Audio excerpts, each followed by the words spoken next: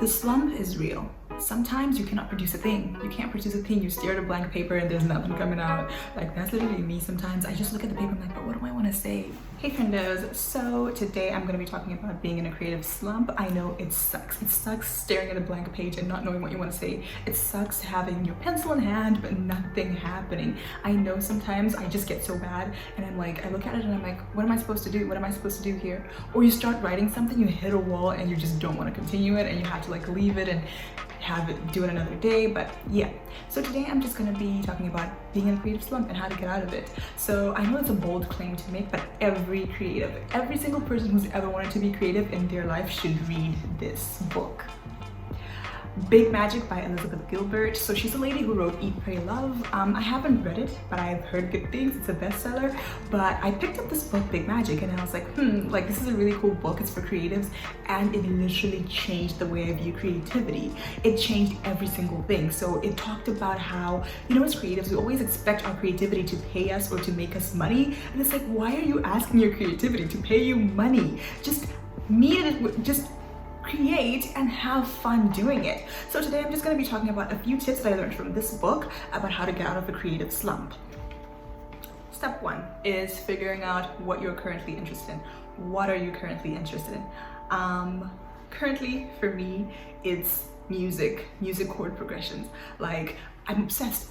So let me tell you how this started. So this started when I found out that Olivia Rodrigo had to give Paramore credits for the song that they wrote. So I went searching about it, looking it up, and then I realized something, that there's a YouTuber who was talking about chord progressions. And in the early 2000s, all the songs in the top 100, all the pop songs had the same chord progression. They just, like, they sounded the exact same. And then she juxtaposed so many songs like Boulevard of Broken Dreams, We Are Never Getting Back Together by Taylor Swift, and that was crazy to me. So it turns out I've been listening to the same song over and over and over, and it's the most fascinating thing to me. And the other thing that I figured out was that I was looking up songs by producer because I learned how to do it from an Instagram account, and then I realized that that producer had produced literally like a lot of my favorite songs, and they all sounded the same. And I was like, isn't it crazy how I'm picking up the same sound from each song each time?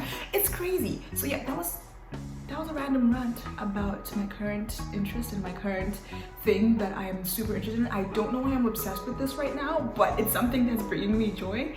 And so that's what you gotta do. You gotta think about, what are you interested in right now? It could be something so simple as, I don't know, I like playing soccer right now, or I like watching soccer right now. I like watching F1 right now. It could be something so simple, but just like tap into the thing that you're currently interested in. Just watch it and see where it goes. It doesn't have to make you art, but it's just something that excites you, something that you love. So that's the first piece of advice I'm gonna give, is that look into what you like, look into what you're doing, and see how that goes for you. The second thing I'm gonna be chatting about is curiosity. Are you curious? And what are you curious about? So curiosity is basically that feeling, that let me see what that does. What's that thing? How can I interact with it? So follow your because there are a lot of things you know in this world, right? There are a lot of things, you probably read books, you probably talk to people, and you know a lot of things, but there's certain things that spark curiosity. I don't know why I'm struggling with this word. I've been speaking it, like, to be honest, English is my second language, so don't ask me questions. Don't ask me no questions. Curiosity. That's what it is. Okay, yeah, so cultivate curiosity. Get in and see what it is, see where it goes. So the recent way that I've cultivated my curiosity is by asking questions, right? When someone says something I don't understand, I'm like, what do you mean by that? How do you experience that? And for me, that gives me so much joy when I hear how other people see the world, how other people experience things, and that is something that literally will spark your creative energy. However, don't do it with the intention of it sparking your creative energy. Do it just to take in the world and know what's going on around you, because that's how you get to just learn and pick up certain things, and you can become creative. So the third thing is gonna be you're gonna take creative risks and you're gonna fail. So usually when we're in a creative slump, we probably create something that's far out and then like you fall flat on your face and you don't like it. Sometimes you do something and you realize you don't enjoy it, and you read back what you wrote and it sounds terrible. And you're like, what was I thinking? Now, instead of bashing yourself and saying, oh, I'm a terrible creator, I need to do this, I need to do that, stop and appreciate what it was. Appreciate the L and appreciate the failure.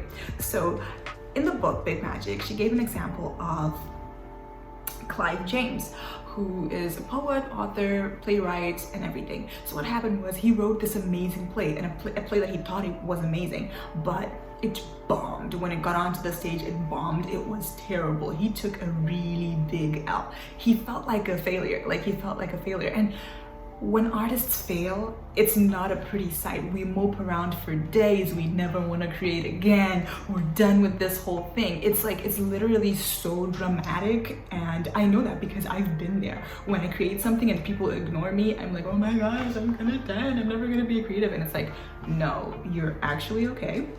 So what he did was he stopped, took a step back, and he decided to go outside and paint his daughter's bike. So that's completely random, and it's got nothing to do with writing plays at all. He's painting his daughter's bike.